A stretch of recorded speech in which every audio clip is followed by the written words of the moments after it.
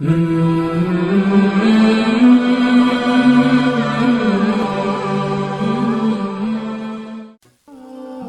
اللہ الرحمن الرحیم۔ شروع اللہ کے نام سے جو بڑا مہربان اور نہایت رحم کرنے والا ہے۔ تمام خوبیاں اللہ پاک کے لیے ہیں، جس نے سب سے افضل کتاب، سب سے افضل نبی حضرت محمد صلی اللہ علیہ وآلہ وسلم پر اتار کر بندوں پر بہت بڑا احسان فرمایا۔ حضرت امام جعفر صادق علیہ السلام نے امام علی علیہ السلام سے نقل کیا ہے کہ جس گھر میں قرآن کی زیادہ سے زیادہ تلاوت ہوگی اس گھر میں برکت زیادہ ہوگی، اور اس میں ملائکہ کی آمد و رفت ہوگی، اور شیاطین اس گھر سے دور ہوں گے۔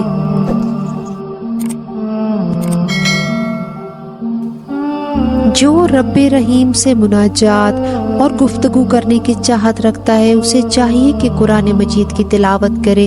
گھر میں تلاوت قرآن مجید فرشتوں کے نزول اور شیطان کے دور ہونے کا سبب ہے۔ امام جعفر صادق علیہ السلام سے مروی ایک حدیث میں نقل ہوا ہے کہ جو شخص قرآن کی تلاوت کرے، حتیٰ کہ نکاح کرنے کے ذریعے ہی کیوں نہ ہو، تو ہر ایک حرف کے بدلے میں خدا اسے ایک حسنہ عطا کرے گا اور اس کا ایک گناہ بخش دے گا اور اس کے رتبے میں ایک درجہ اضافہ کرے گا۔ اور جو شخص قرآن کی ایک آیت نماز میں پڑھے گا تو ہر حرف کے بدلے میں اسے 100 حسنے عطا کرے گا اور اس کے 100 گناہوں کو معاف کرے گا اور اس کے مرتبے میں 100 درجے کا اضافہ کرے گا۔ تلاوت کے وقت باوضو ہونا، قبلہ رخ ہونا، عطر لگانا اور معنی میں غور و غوص کرنا تلاوت قرآن کے مستحبات میں سے ہے۔ تلاوت قرآن سے دلی سکون، خوف و وحشت سے دوری، بصیرت و آگاہی کا حصول، تقویت حافظہ، خدا کی قربت اور ایمان میں اضافہ ہونا قرآن کی تلاوت کے آثار و برکات میں سے ہے۔ پیغمبر اکرم صلی اللہ علیہ وآلہ وسلم کی تاکید کے مطابق قرآن حزن اور اندوہ کے ساتھ پڑھنا چاہیے تاکہ انسان کے دل اور روح پر اس کا اثر زیادہ سے زیادہ ہو۔ اسی طرح قرآن کو عربی لب و لہجے میں پڑھنے کی تاکید کی گئی ہے۔ امام باقر علیہ السلام سے منقول ہے کہ پیغمبر خدا صلی اللہ علیہ وآلہ وسلم قرآن کو بہت خوبصورت آواز کے ساتھ پڑھتے تھے۔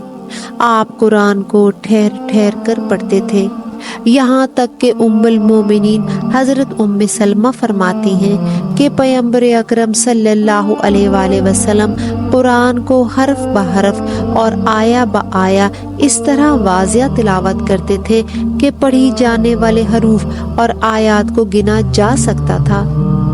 امام علی علیہ السلام پیغمبر اکرم صلی اللہ علیہ وآلہ وسلم کی تلاوت کے طریقے کے بارے میں فرماتے ہیں کہ آپ ترجیح کے بغیر حروف کو کھینچ کر ترتیل کے ساتھ قرآن کی تلاوت کرتے تھے۔ بعض احادیث کے مطابق قرآن کو دیکھ کر پڑھنا زبانی پڑھنے کی نسبت زیادہ فضیلت رکھتا ہے۔ امام صادق علیہ السلام اس امر کی وجہ سے بیان کرتے ہیں کہ قرآن کے متن کو دیکھ کر پڑھنے سے انسان کی آنکھوں کا قرآن سے مستفید ہونا ہے۔ معصومین علیہ السلام کی احادیث کے مطابق مخصوص زمانوں اور مکانات میں قرآن کی تلاوت کرنے والے کے لیے خصوصی ثواب دیا جائے گا۔ امام سجاد علیہ السلام دن کے شروع میں قرآن کی تلاوت کرنے کی تاکید کرتے ہیں۔ اسی طرح ایک حدیث کے مطابق ماہ رمضان میں قرآن کی ایک آیت کی تلاوت کرنے کا ثواب دوسرے مہینوں میں پورے قرآن کی تلاوت کے ثواب کے برابر ہے۔ قرآن کی عظمت کے لیے اتنا کافی ہے کہ یہ خالق متعال کا کلام ہے۔ اس کے مقام و منزلت کے لیے اتنا کافی ہے کہ یہ خاتم الانبیاء صلی اللہ علیہ وآلہ وسلم کا معجزہ ہے۔